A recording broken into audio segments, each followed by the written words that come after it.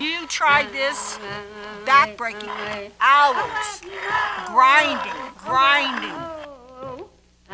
We'll use a little bit. All the grinding your grandmother did here. It was a time for them to work together, being around each other, singing to each other, working together. Yate Diné Masanishle. This is Navajo Grandma, and Grandma is going to go a little more in depth this time rather than what we did previously. Remember our wonderful stirring sticks, okay? And I taught you about that. If you don't remember, you can rewind and reload the video and remember the teachings of the stirring sticks. Remember, Grandma held it like this, and this is my weapon against poverty and starvation, everything that's negative. This is what we learned. Now, instead of going straight into making the blue corn mush, you need to understand something that's really important. And the Diné people, I'm going to share with you what my ancestors did and what my grandparents did. You know, now we just throw our blue corn into grinding machines. They did not have grinding machines. We don't have electricity out there even now. So you need to understand how manual labor was foremost in this. And I'm going to show you, I have this set out. I'm going to let you see, and remember Grandma and her notes. And I'm going to show you and give you the names of my manual labor cultural items here. When you grind corn, the blue corn, you have to have a grinding, millstones. And this basically, and I'm going to show you the card, this is called, okay, a Sedis Cheatney, okay? This is the flat rock, the millstone that you grind with. It's the one on top. Here, down here, is this heavy stone. This is what you call Sedis J, and this is what you use to grind the corn on, okay?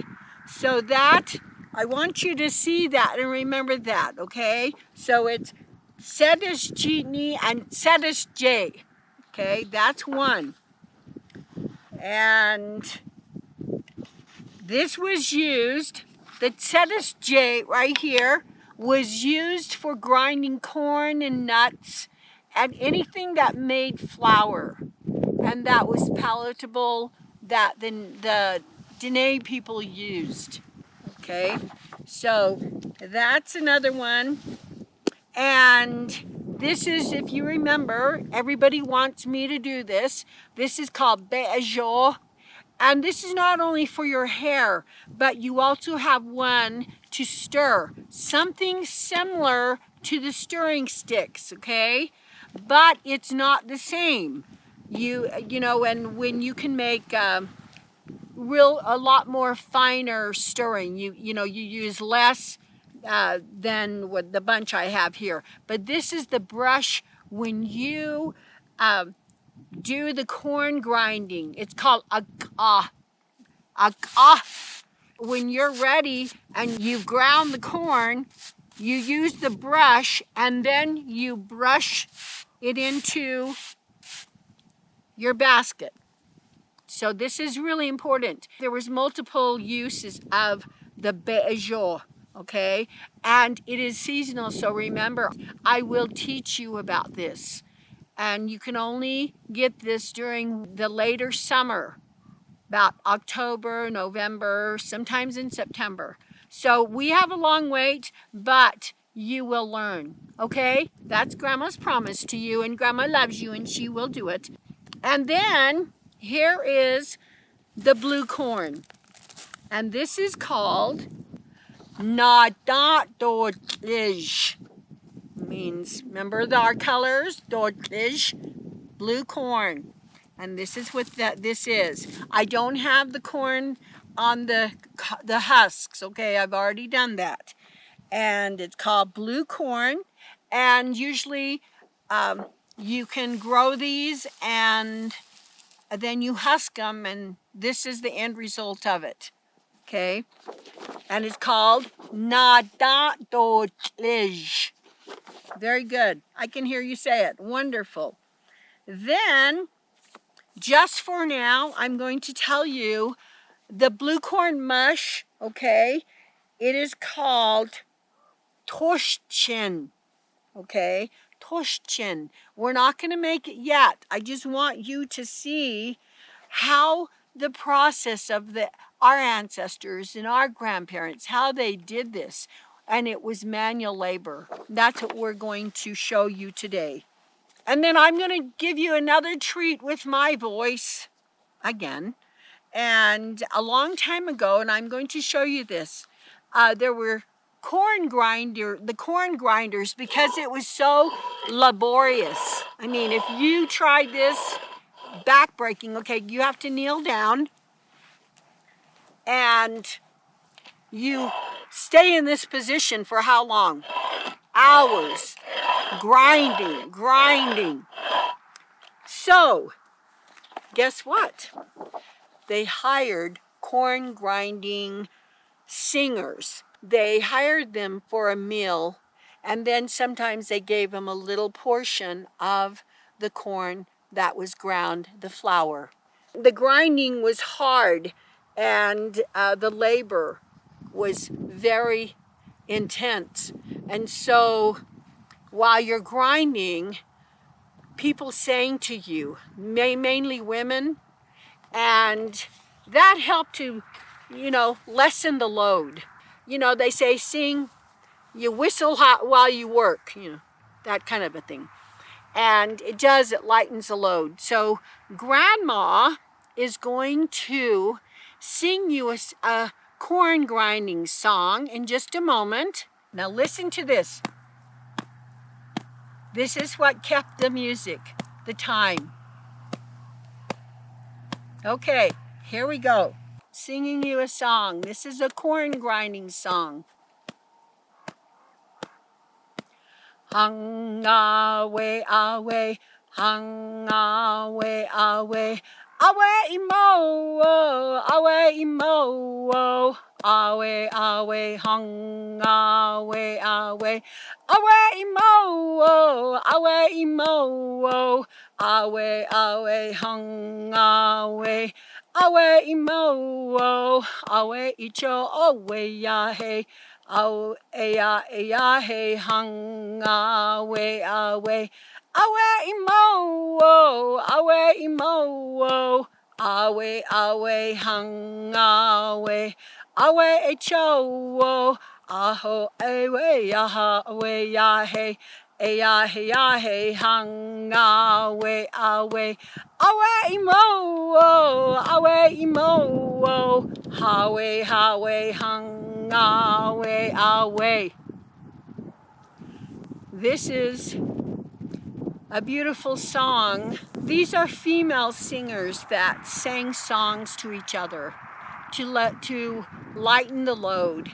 And this song kind of refers to a child that would cry now and then. And of course it's a female song, and it was beautiful, and you heard the beat of the basket. I hope you enjoyed that.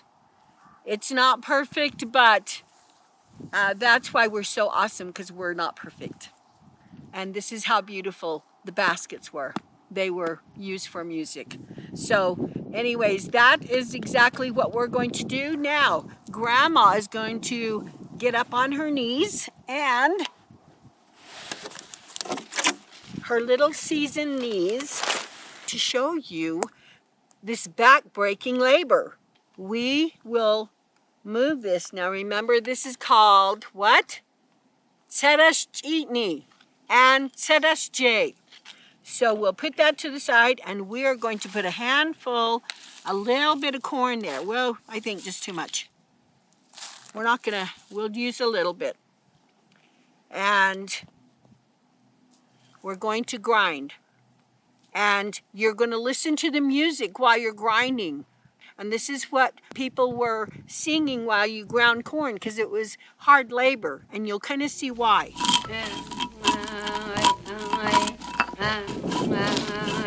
Can you imagine sitting here doing this for hours? You can barely see some of the flour that has been ground. I don't think very many women would want to do this for hours, even today.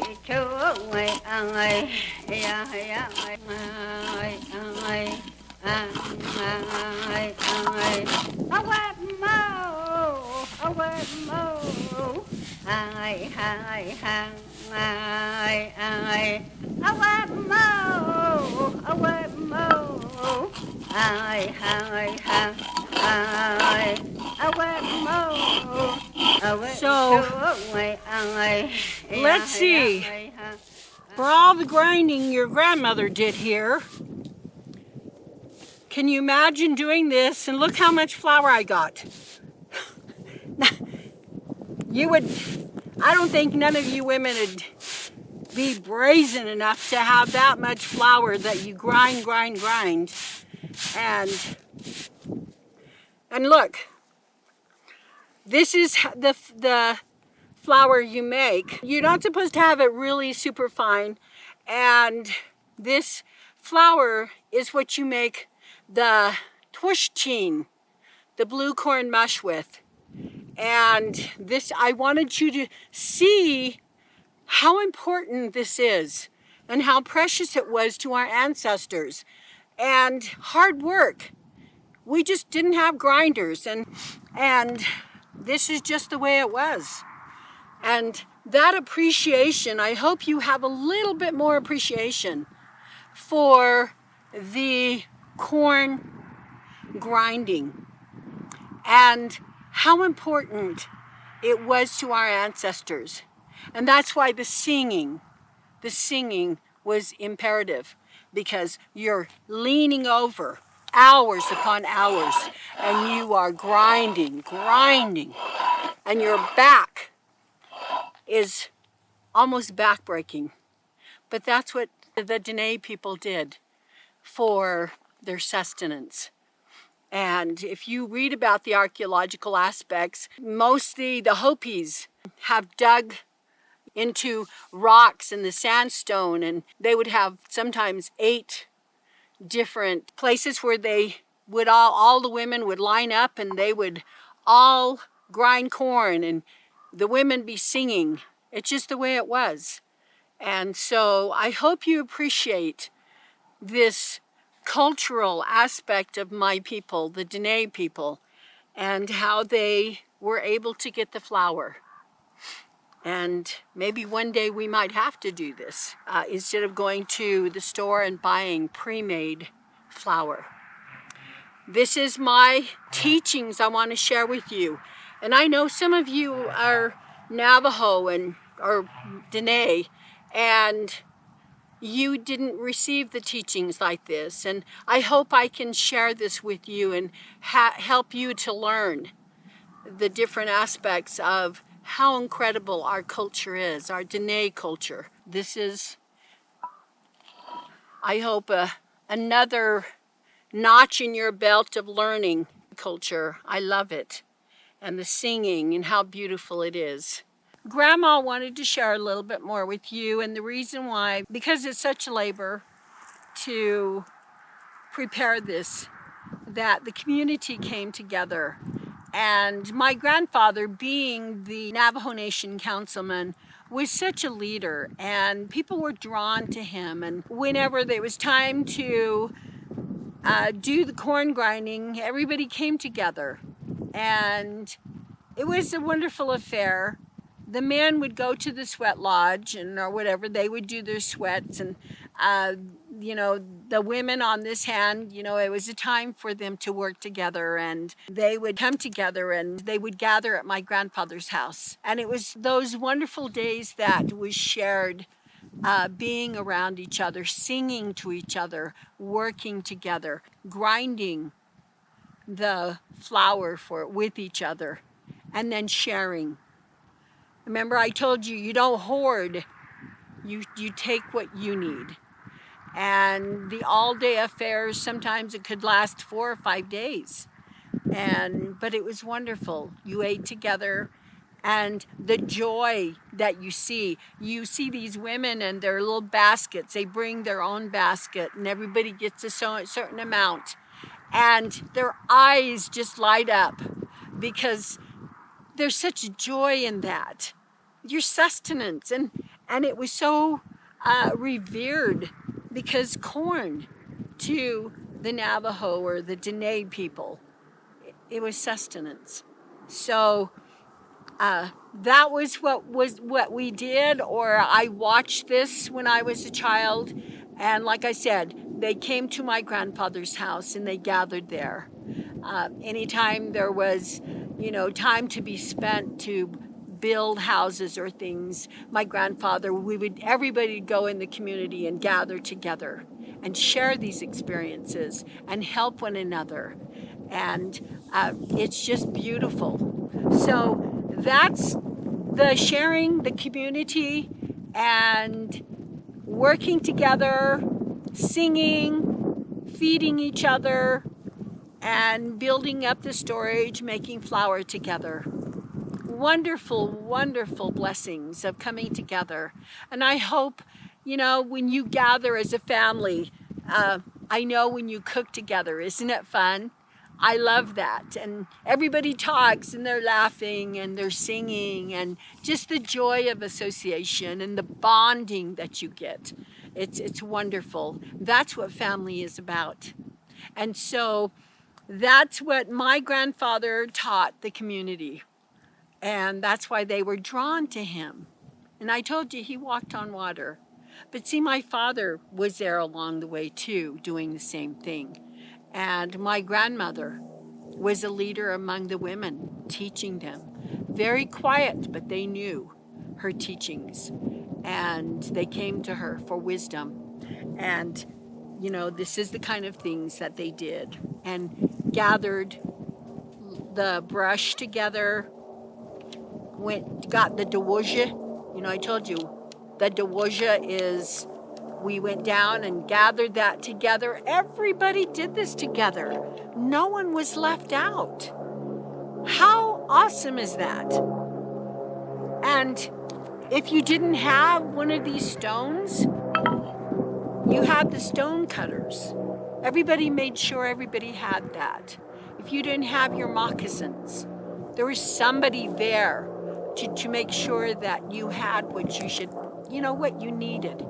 So a community affair, a loving family bonding, community bonding, we're all family. And I wanted to share that with you, and I hope you remember this. So with that said, we are done with this part. I will come back and we're going to build a fire. And I'm going to actually burn the gut. If you can see around me, there are juniper trees. And I will thank Sin Asa and Lady Wood and get some of the juniper, burn it and prepare it, and then use that and put with the cornmeal. And Grandma's going to be doing a lot of grinding. I'm not going to do this all day with you, but we will take the corn, and then after you grind this, you need to toast it. It needs to be roasted. And so that's what we'll do, and add the juniper, the gadbit ash. Remember, gadbit ash is when you get the ash and you mix it with this, then you boil it and prepare it, and you'll have blue corn mush. So we have something fun to look forward to, and I hope you learned something today. To me, it's precious. I want you to see these things firsthand from Grandma. It's wonderful to know how people had sacred ways, hard ways of being able to feed themselves, and the hard work that went into it. So I love you all. Keep your wonderful comments coming. And enjoy, subscribe, spread the word, and learn with me. Enjoy watching. And I love sharing all this information with you. So, hagone!